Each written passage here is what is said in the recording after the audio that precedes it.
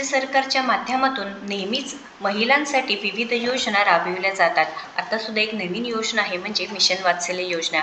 या योजनेची राज्यात अंमलबजावणी करण्याबाबत नवीन जी.आर. आलेला आहे. आता ही योजना कोणासाठी आहे तर विधवा महिलांसाठी आहे व बालक आहे त्यांच्यासाठी आहे. तर या योजनेबद्दल आपण सविस्तर संपूर्ण माहिती आपण या व्हिडिओच्या माध्यमातून पाहणार आहोत, त्यामुळे शेवटपर्यंत व्हिडिओ पाहायचा आहे. या व्हिडिओमध्ये आपण अर्ज कसा करायचा आहे, कुठे करायचा आहे, त्यानंतर जी काही डॉक्युमेंट्स म्हणजेच कागदपत्रे काय लागणार आहे ही सगळी माहिती पाहणार आहोत. त्यामुळे व्हिडिओला शेवटपर्यंत पाहायचं आहे आणि आपल्याला सबस्क्राईब केलं नसेल तर नक्कीच आपल्याला सबस्क्राईब करून घ्यायचं आहे. नमस्कार, मी प्रियंका नागने. तर शासन आपल्या दारी या संकल्पनेनुसार मिशन वात्सल्य योजनेची राज्यात अंमलबजावणी करण्याबाबत नवीन जी.आर. आलेला आहे. महाराष्ट्र शासन अंतर्गत राज्य सरकारच्या माध्यमातून विविध योजना जसे की मुख्यमंत्री माझी लाडकी बहीण योजना असो, संजय गांधी निराधार योजना असो किंवा जे काही दिव्यांग योजना आहेत, या योजना विविध योजना राबविल्या जातात. त्यातली एक महत्त्वाची योजना आहे ती म्हणजे मिशन वात्सल्य. आता या योजनेची राज्यात अंमलबजावणी करण्याबाबत महाराष्ट्र शासनाने एक शासन निर्णय म्हणजे जी.आर. काढलेला आहे. तर महाराष्ट्र शासन महिला व बालविकास विभाग शासन निर्णय पाहू शकता तुम्ही. तर इथं दिनांक 12 सप्टेंबर 2025 रोजी हा जी.आर. काढलेला आहे.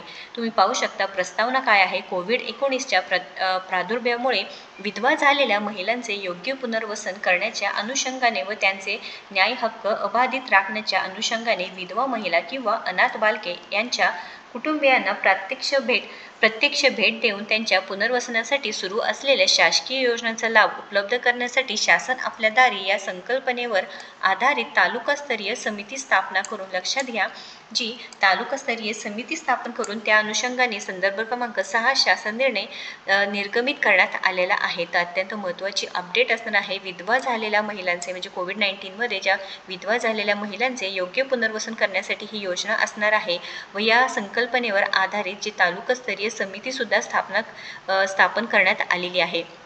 सद्यस्थितीत कोविड-19चा जे काही प्रादुर्भाव कमी जरी झाला असेल, राज्यातील सर्व विधवा परित्यक्ता महिलांचे त्यांचे वारस प्रमाणपत्र, मालमत्तेचा हक्क, अधिकार मिळवून देणे, त्यांच्यासाठी पुढील काळात ठोस कार्यक्रम आखणे, शासनाच्या विविध विभागांच्या योजनांचा फायदा मिळवून देणे, क्षेत्रीय स्तरावरील विविध शासकीय व स्वयंसेवी संस्थेशी समन्वय साधणे यासाठी संदर्भ क्रमांक 6 चे शासन निर्णय लागू केलेल्या मिशन वात्सल्य या योजनेची व्याप्ती वाढवण्याचे शासनाच्या विचाराधीन होत आहे.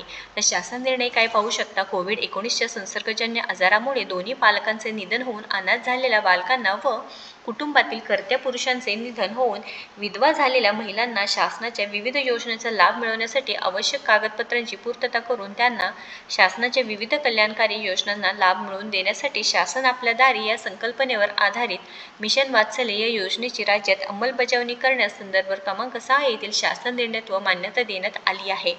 सदर मिशन वात्सल्य योजनेची व्याप्ती वाढवून सदर योजनेचा लाभ राज्यातील सर्व विधवा ज्या काही परित्यक्ता महिलांना देण्यास या शासनाने निर्णय मान्यता देण्यात आलेली आहे. तर अतिशय आनंदाची बातमी आहे.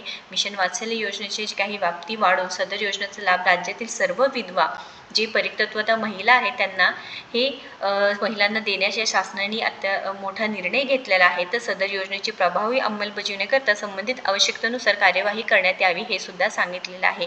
तर ही जी.आर. आहे. तुम्हाला पाहिजे असेल तर लिंक तुम्ही कमेंट करा. तुमच्यापर्यंत हा जी.आर. येणार आहे.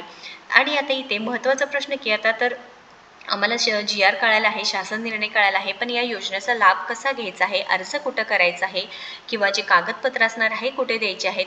तर राज्य सरकारच्या माध्यमातून सुरू केलेली ही योजना आहे. तर अर्ज कुठे करायचा आहे तर इथे जे काही संबंधित तुम्हाला जे तहसील कार्यालय आहे, पंचायत समिती आहे, या 2 ठिकाणी तुम्हाला अर्ज करायचा आहे. किंवा तुम्ही इथे पाहू शकता की काय सांगितलेलं आहे की तालुकास्तरीय समिती स्थापना केली आहे. तर तिथे तुम्ही चौकशी करायची आहे. त्याच्यानंतर इथे जे तहसील कार्यालयामध्ये किंवा पंचायत समिती या 2 ठिकाणी तुम्ही अर्ज करायचा आहे. किंवा जे काही ग्रामपंचायत आहे किंवा जे काही ग्रामपंचायतमध्ये तुम्ही तिथे त्या योजनेचा अर्ज करू शकणार आहात.